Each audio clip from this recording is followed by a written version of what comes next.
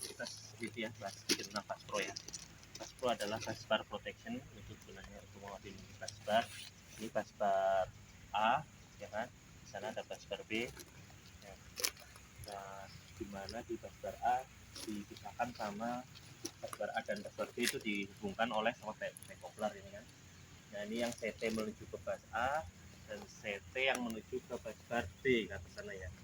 Nah, di sini ada titik kelemahan, yaitu adalah tidak tercover.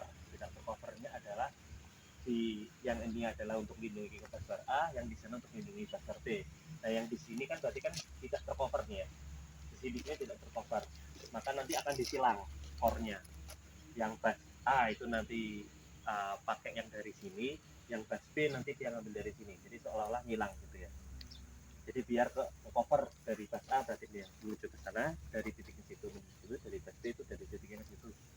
Itu untuk semua konfigurasi Semua konfigurasi Baspro seperti itu. Karena supaya untuk melindungi yang di sisi sini, untuk di sisi dari CT ke PNT kita tukar ini. Itu yang pertama. Terus Deadson ya, Deadson. Ya, Deadson. Blind spot lah ya, itulah apapun sebetulnya punya titik butaknya. Nah, terus bagaimana dia bisa mengkonfigurasi atau pola pikirnya? Yang jelas kalau Baspro dia prinsipnya adalah diferensial. Prinsip diferensial berarti dia adalah mengurangi dan menambahkan, di mana arus yang masuk harus sama dengan arus yang keluar. Arus yang masuk melalui busbar A harus sama juga arus yang keluar dari busbar B. Intinya adalah di kedua bus tersebut itu akan saling mengurangi dan menambahkan. Dan intinya tidak ada perbedaan antara yang masuk dan keluar. Nah, diceknya dari mana? Itu diceknya dari DS bus dari masing-masing buy yang masuk.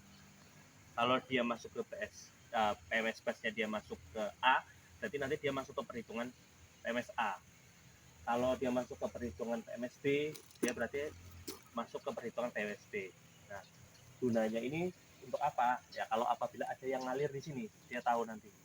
Tapi pada umumnya di sini tidak ngalir arus sama sekali, karena antara yang masuk di PMSA sama PSB itu biasanya sama. Kecuali terlalu banyak beban di PMSA.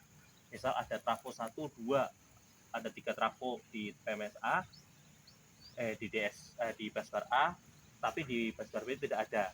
Itu berarti kan banyak ngumpul keluar di PMS A. Nah, berarti kan nanti kalau kurang dari byline A, berarti dia dapat tambahan dari byline B. Nah, byline B berarti ada flow dari sini ke PMSA. Ada kemungkinan seperti itu, tapi sangat jarang terjadi. Jadi rata-rata di backover itu sangat minim, kecuali pada saat proses manuver bus itu bisa juga ada arus. Itu dulu pertama prinsip dasarnya seperti itu, mengurangi. Nah, di Baspro ada dua, centralized sama distribute. Centralized itu dia memanfaatkan satu relay. Jadi ada satu namanya central unit CU, itu masuk ke situ. Nah, nanti yang lainnya adalah cuman untuk BIBO. BIBO-nya analog input CT dan lain-lain masuk ke IED tersebut, tapi nanti diprosesnya di CU. Kelihatannya ini distribut ya, tapi ada juga yang 3-3 gitu, tapi yang dijadikan satu central unit. Tapi kelihatannya yang di tempat kita ini distribut ya, kok nggak ada yang dijadikan central unitnya. Tapi kita nanti pastikan lagi ya, belum centralized ya. Aku juga suka. Berarti harus ada satu yang untuk central unitnya. Nah, itu yang nyari gimana, harus cari dulu di mana. Mas, ini kan baik couple kan ada 2 CT Mas.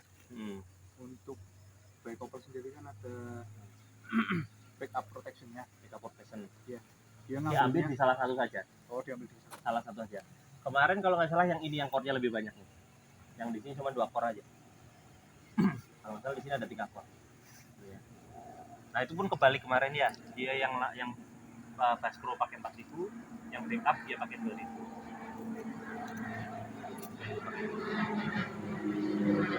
Ini disamakan itu.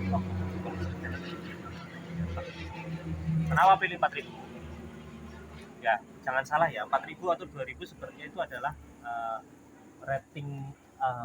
Kita harus lihat ratingnya dulu peralatan. Jadi walaupun 4000, kalau rating CT-nya itu cuma bisa sampai 2000, nah 4000 itu digunakan untuk supaya tidak jenuh. Jadi ada juga nanti namanya arus rating. Kalau itu nggak ada tulisan arus rating yang membatasi, berarti ya tetap pakai rasio CT-nya itu beda-beda. Kemarin saya sempat menemukan ada yang bisa 6 bisa 2000 tapi arus ratingnya cuma sampai 2000 gitu kan. Nah, berarti nominal rating current yang bekerja pada normal itu 2000. Tapi nggak semua seperti itu. Kalau itu arus ratingnya nggak ada, berarti ya ikut dari rasio. Tetap bisa arus kerja nominal seperti normalnya pakai sesuai dengan rasio CT tersebut. Oke, terus ada lagi. Yang kedua mungkin MVARC-GI-nya GI simpul ya. Itu terkait dengan tadi kalau 4000 itu ketika arus gangguan besar terjadi, itu dia itu nanti nggak cepat jenuh. Kenapa pakai 4000? Karena faktor kali. Kalau ada, anggap aja, kalau ada arus gangguan 20 kA. Kalau kamu 4000 berarti kan cuma 5 kali. Kalau kamu pakai 2000 berapa? 10 kali kan. Nah, sedangkan di kelas-kelas ketika arus gangguan yang lewat itu lebih banyak kali lipatnya daripada nominal CT, itu menyebabkan trafo itu bisa cepat jenuh sesuai dengan kelasnya lagi ya. Nah, karena ketika arus semakin besar maka tekniknya, eksitasi tegangan keningnya itu akan semakin tinggi. Nah, kalau tingginya itu nggak tercapai untuk sampai ke nilai yang arus yang besar, dia akan menjadi lutut atau keni point. Nah, keni point kalau udah sampai keni point, berarti itu pasti dipastikan dia itu bakal saturate atau jenuh gitu. Itu ya. Terus sudah. Nah, nanti metode prinsipnya udah ya. Apa mau ditanyakan lagi? Nah, nanti kalau metode sekarang uji metode stability ya, metode stability nanti yang jelas ini semuanya dipindahkan ke salah satu bus. Besok kita hidupkan hanya di bus A, sedangkan di bus B nanti padam. Berarti yang sini hidup, yang sana bebas tegangan ya. Nah, nanti injektor dari sini biasanya nih, fasanya di fasa R misal, terus nanti netralnya di fasa S. Itu kan 2 fasa. Naik ke sini kan, naik ke atas, nanti di sana itu dimasukkan PMS bus B. Ya. PMS bus B nanti kan dimasukkan kan, berarti kan nanti arus ngisi bus B kan ya, ini arus bus B. Nah, itu nanti kita tentukan mau stability di by mana. Misal di by B lane 1, berarti nanti B lane 1 yang bus B dimasukkan. Nanti kan dari bus bar masuk ke sini kan. Nah, ini kan bus B kan. Ya. Nanti dari bus B ini naik ke atas kan. Ke atas menuju ke PMT kan. Ya. Nah, menuju ke PMT terus. Nah, nanti di short apa sih? Di short kabel tadi kan pakai RS. Ya, kan open loop kan? Open loop kan? Ya kan? Nah, biar jadi close loop, berarti nanti dia di short di sini. Setelah RS juga, setelah CT. Jadi seolah-olah aliran arusnya dari bicoupler nembak ke sini, nah situ. Itu harus 2 pas itu aja, RS itu aja. Kalau kuat 2 pas, kalau nggak kuat 1 pas ganti 1-1. Kalau 3 Mas? 3 pas mau pakai apa, injektor mau kayak apa? Kalau kamu punya injektor 3 pas nggak apa-apa. Mas, untuk rangkaian jadi 3 pas sebenarnya sama Mas ya. Kita pakai jumper R ke R, S ke T, kemudian injektornya 1 pas bisa R sama T, nanti outputnya ke situ. Jadi kan RST nanti teraliri. Nggak bisa dong. Kan R sama S injek, muter di sini aja. Itu kan kalau R sama S ya. Nanti geser lagi ke sini, ST. Iya, nanti injek ke sini. Maksudnya R masuk ini. R ke S dijamper dulu. Di CT, kemudian keluarannya CT dijamper lagi ke T, baru keluar terus. Jadi kan arus itu sudah R ke S, S ke T. Ya enggak dong, kan muternya kan ke sini. Saya muter sini. Kalau kamu jamper ke sini terus yang sana open loop. Enggak Mas, tetap closed loop, cuman rangkaian stability primer, rangkaian stability primer. Iya, Bisa 1 pas, bisa 2 pas. 3 pas gimana caranya? Kan CT kan ada P1 P2. Oke, gini deh, ya kan. Terus Ini kan mas, ya, ya. injektor yang warna merah di situ P1, kemudian masuk yang P2 jumper ke sini P1, keluar yang situ masuk ke sini itu. Nah, Oh, nggak bakal kuat. nggak kuat ya, Nggak bakal kuat. tergantung kekuatan injektornya juga. Nggak bakal kuat karena kamu nanti nge-adjust tiga fasa ini. Iya, Itu masuk gini kan, terus iya. dari sini ke sini. Nah itu Jadinya kebasnya saya- mana ini? Ini kebasnya mana? Jadi kan harus lewatin bas dulu. Arus yang ngalir setan ini harus lewatin bas. Dari situ ke situ, terus ke situ. Ini ke sini, terus ke sini, terus ke situ gitu kan? Ya terus kebasnya mana? Lewatin baik couplernya mana? Itu injeksinya di backcoupler kan? Iya, injeksi di baik coupler. Iya, di backcoupler. Ya, terus kalau kamu mau gitu, basicnya bukan gitu. Kalau kamu mau 3 pas begini. Ini jumper ke sini, ke sana. Nanti yang di fase sana dijamper lagi ke sana, terus muter lagi ke sana, balik lagi ke sini. Nah gitu bisa. Tapi nggak cuma dari sini ke sini terus sini ke sini. Kalau gitu berarti nggak ngelewatin busbar. Berarti itu ya nggak bisa prinsipnya. Harus semuanya lewat busbar. Kamu injek ke sini harus lewat busbar dulu, putarkan lagi ke sini harus lewat busbar dulu, balik lagi putarkan lewat busbar dulu. Itu bisa. Nah tapi nggak bakal kuat injektormu untuk kayak gitu. Panjang sekali. 2 aja belum tentu kuat. Kalau kamu mau kayak gitu, pakai langsung injektor 3 pas apa itu? Trafo 380, trafo 380 di step up ke 20 kp, tembakan di sana, di sini. Kamu seolah-olah nge-shot 20 kp. Bahaya. Kalau kamu nggak mau bahaya, berarti sisi yang kamu tembak dengan 380, yang sisi 20 kp. Jadi nanti di step down.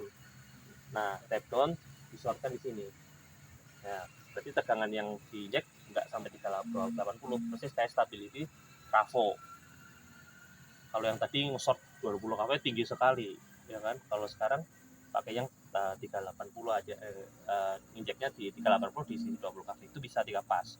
Tembakan ke situ, di sini tinggal di shortnya tuh, wah, udah jadi 3 pas selesai. 3 pas. Itu juga bisa dilakukan seperti itu.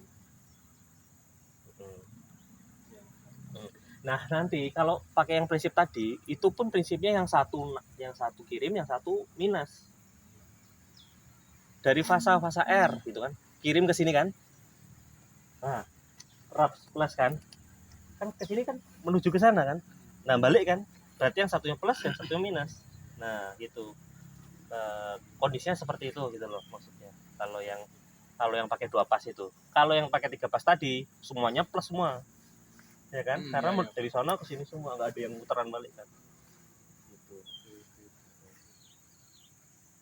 Nah udah, habis itu final stabil dapat ya, stabil dapat, diturunkan CT-nya kalau nggak baca di sana, IDIF dan lain-lainnya dicek dulu, IDIF dan lain-lainnya kebaca nggak. Kalau nggak kebaca, turunkan ke rasio rendah, ke 2000 misal gitu, turunkan dengan kecil supaya nanti kebaca di sana, ya kan, biar sekundernya kebaca. Nah udah selesai, dibalik unstabil kayak biasa, S1 S2 dibalik ya. Khusus core di Bass Pro itu.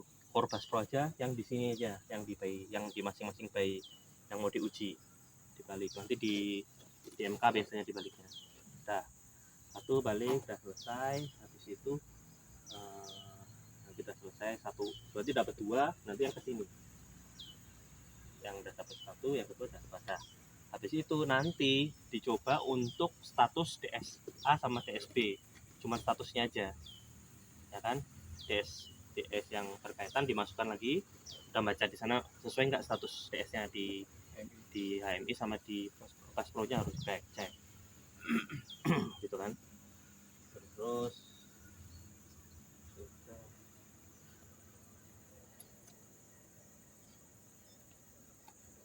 nah itu pengujian stability seperti itu. Electric tips itu berarti nanti adalah ketika uji function, ketika dia masuk ke DSB diinjek trip nggak di USB. Nah kalau ada gangguan di DSA, B ini masuk di DSB, harusnya dia nggak trip. Yang trip cuman back coupler. Jadi dipisahkan semuanya, segala sesuatu dipisahkan sama back coupler ya. Itu method trip. Breaker failure itu initiate nanti. Initiate tuh dari Bass Pro, gagal trip dari Bass Pro, ya kan? Habis itu dia harusnya ngirim DTT ke GI seberang. Berarti itu harus yang penting standby aja terminal untuk DTT. Ya. Harusnya itu nanti pakai teleprotection, kirim ke GI lawannya untuk lepas lawannya. Di sini terisolir. GI lawan bacanya DTT ya, DTT trip. Nah, ini bukan sun 2 Mas ya. Enggak sungguhan. Jadi lebih cepat. Itu ya. Sudah, ada yang mau ditanyakan dulu? Konfigurasi mungkin Mas yang lebih simpel dulu aja. Konfigurasi stability Bus Pro itu baik couple berarti harus open, PMT open, Betul. PMS bus AB open dulu. Kemudian untuk mulai proses injektor, PMS bus dimasukkan, yang bus kosong, kemudian PMT dimasukkan, Ya, kemudian injek di CT. CT yang di sisi, kalau kita dekat pakai BSD berarti kita injeknya di dekat CTA, biar 2 CT di coupler dapat. Harus dapat 2 CT di coupler, itu harus dapat.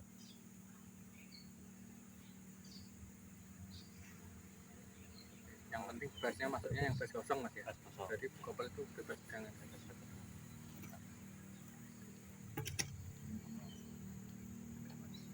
Oke. Kemudian masuk sini, PMS bus ini masuk, PMT masuk, terbaca di sini. Baca di sini.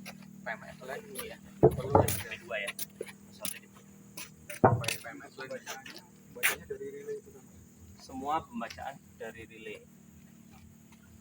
Bus Pro harus sama dengan, harus ada pembanding. Jadi MPU-nya nanti kamu cek kan nilainya harus sama. Pembandingnya sama mana? Di AMI itu kan. Ya sebarang kamu ngambil di HPCU kah, di MPU kah, nggak apa-apa, di distan kah, di mana, pokoknya harus sama.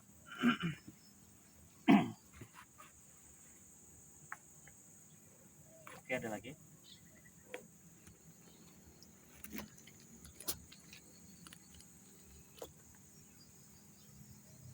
Ya. Berarti bahaya, potensi bahaya pada saat nanti masang konektor itu ada potensi induksi, ya kan? Iya. Hati-hati itu. Berarti nanti dipasang dulu groundingnya, baru dipasang numbernya, baru di baru groundingnya, baru diinjek. Jadi alatnya itu yang belum terima tegangan induksi. Jadi harus dipasang dulu groundingnya dulu. Di sana, di dekat, enggak, di dekat kita mau masang CT apa, injektor. Dua sisi Mas.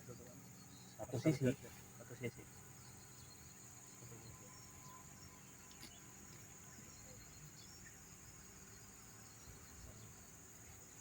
Sudah, habis itu lagi onload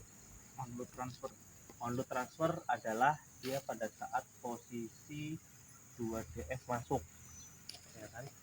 PMT masuk, 2DF masuk, habis itu nanti di sana terbaca onload, ini juga masuk ya, DS ini juga masuk, dua-dua di dalam terbaca onload. Kalau kondisi 2 PMS di masing-masing line itu masuk, kamu injek di back coupler, backup nggak boleh trip, harus dia blocking dari backupnya, ada blocking itu ke backup, jadi diinjek nggak bakal trip. Gitu ya.